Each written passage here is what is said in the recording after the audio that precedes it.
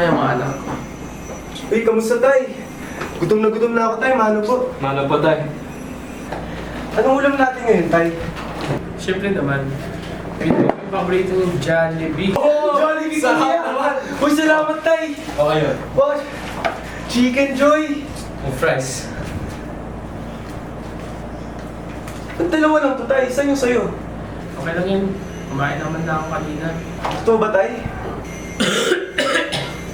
Uy, tay, okay ka lang ba? May sakit ka ba? Okay lang ako. Nangihina ka tay, may sakit ka ba?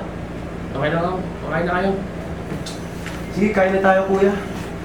Eh, sandali lang pala. Sandali. Sandali muna tayo. Sige, magdasal muna tayo kuya. Sa ngalan ng Ama, ng Anak, ng Espiritu Santo. Amen. Kain na tayo kuya. Oo. Tay, gusto mo ba? Buha ko kuya. Oh, may fries na Buha ka tay. Okay yun. Okay. Ati tayo, okay lang yan. Okay lang yan. Kain na kayo. Pag mo naman kami iniwan ng maaga mahal.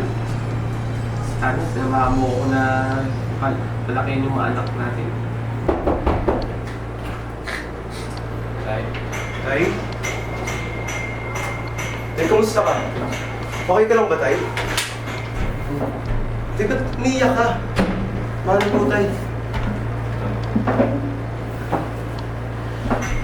Ano meron tay? Tay, huwag kang mag-alala. Kahit hindi man tayo mayaman tay, alam kong binigay mo ang lahat para sa amin. Binigay mo kami ng pagmamahal tay. Yun lang sapat na tay. Huwag kang mag-alala. Masayang-masaya at mahal na mahal ka namin tay. Kaya nga ating eh. Huwag kang maalala tayo. Nandito lang kami, lagi sa'yo. Ginoong Timoteo, punta ka na dito.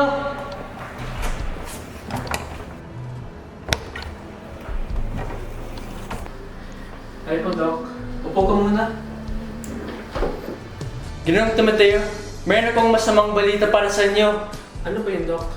Lumalabas sa aming test na meron kang sakit sa puso. Meron kay tuberculosis o TB. Malala ang sakit na to. Dapat ka munang magpahinga o uminom ng gamot muna. Hindi yan pwede, Doc.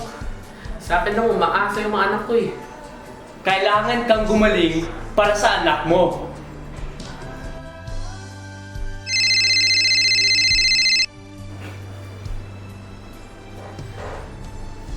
Boss, papunta na po ako dyan. Doc, salamat po ah. Pasensya na po, boss, kung nalilate ako. Lagi naman ganyan Lian. Walang nagbabago. Wala kang kwenta. Hindi ka na pwede dito. You're fired, Lian. Wag po, boss! Boss, alam niyo naman na bawal ako mawalan ng trabaho. May anak ako sa bahay. Wala akong pake sa'yo. Dami mo sinasabi. Lumayas ka na dito. Out!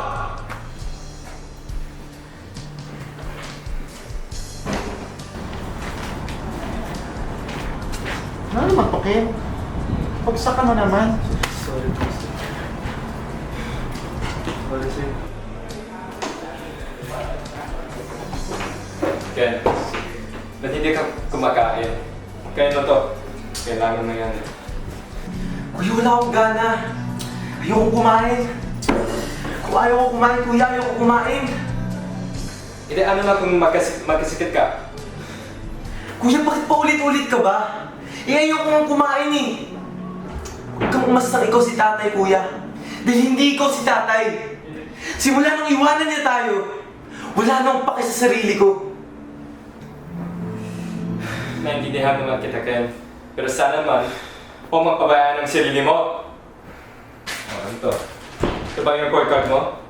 Bakit puro bagsak naman? Pakilamero ka ba, kuya? Ano pinapakilaman? Ayoko na mag-aral, kuya. Simula nung umalis si tatay, wala nang silbi ang buhay ko. Nung umalis si tatay, wala na akong paki sa buhay ko. Wala na si nanay. Wala na si tatay. Pero ako, nandito pa ako, di ba? Kahit ano, kuya, wala akong pakialam. Basta wala na si tatay at si nanay, iniwan niya na tayo. Wala na akong paki sa buhay ko.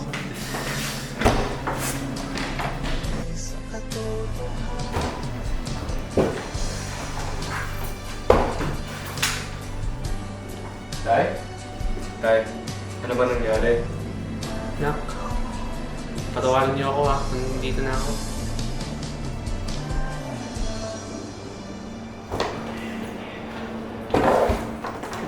Tay, dito ka na? Tama ba narinig ko? Hindi mo bang naalala? 3 taon mo kaming iniwan, Tay! 3 taon mo kaming iniwan! Tay, ano bang nangyari?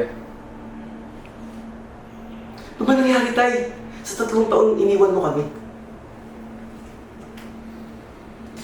Kasi hindi ka makasagot sa amin, Tay. Ni isang rason, hindi mo kami sinabihan. Iniwan mo lang kami ng ganun-ganun. Iniwan mo kami ng basta-basta. Anak mo ba kami? Iniwan mo kami na nawalan kami ng pagmamahal ng isang tatay. Ikaw lang yung tatay namin. Ikaw na lang natitira sa amin, Tay. Tapos iniwan mo kami ng ganun-ganun lang. Hindi mo alam ang pinagdaanan namin ni Kuya. At hindi mo alam ang pinagdaanan ko nung nawala ka. Tatay ka ba namin? Wala kang kwentang tatay. Wala kang kwentang tatay! Kasalanan ko ito, anak eh. Tay, huwag mo yan sabihin. Sigurado ko naman, may dahilan sa iyong pag-alis. Okay lang, Tay. Naintindihan kita. Ba't mo ba ginawa to, Tay? Anak, tinanggalan ako ng trabaho dahil nalaman ng boss ko na nagkaroon ako ng sakit sa puso at ng TB.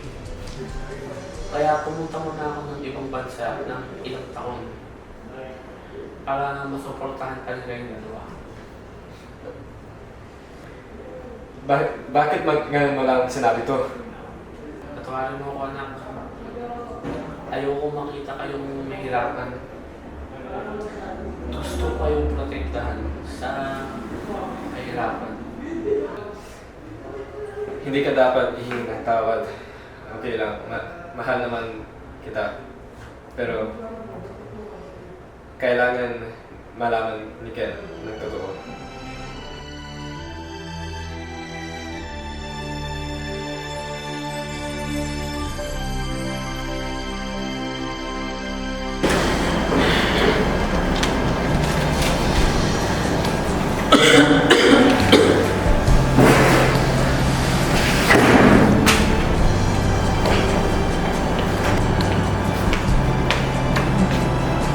At marami ka pang kailangang malaman at intindihin sa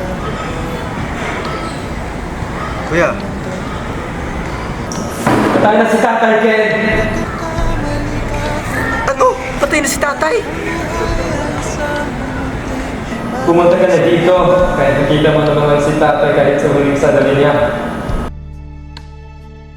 Punso, patawarin mo ako kung iniwan ko kayo ng 3 taon.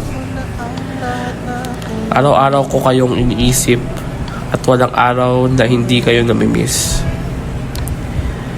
Kailangan kong pumunta ng ibang bansa para magtrabaho. Dahil mahal ko kayo, handa akong isakripisyo ang lahat para sa inyo, anak. Patawarin mo ako kung ako pang naging dahilan sa pagkasira ng buhay mo. Hindi ko ginugusto na maghirap kayo. Lahat ng ginawa ko